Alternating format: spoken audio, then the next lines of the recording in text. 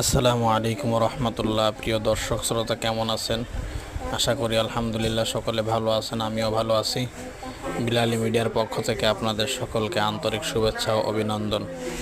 যারা এই ভিডিওটি দেখছেন এবং দেখবেন সকলকে জানাই আন্তরিক মোবারকবাদ।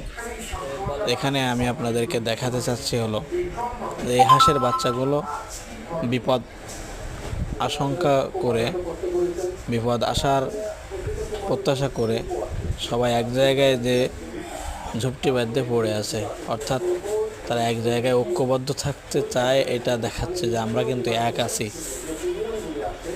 তো এই হাঁসের বাচ্চাগুলো এরা বুঝলো ঐক্যবদ্ধ থাকার মর্যাদা, যে ঐক্যবদ্ধ থাকলে কোনো বিপদ আমাদেরকে সহজে ঘায়েল করতে পারবে না। কিন্তু আমরা মানুষ হয়ে আমরা কেন বুঝি না যে আমাদের ঐক্যবদ্ধ থাকা খুব প্রয়োজন, আমাদের এক প্ল্যাটফর্মে থাকা খুব জরুরি।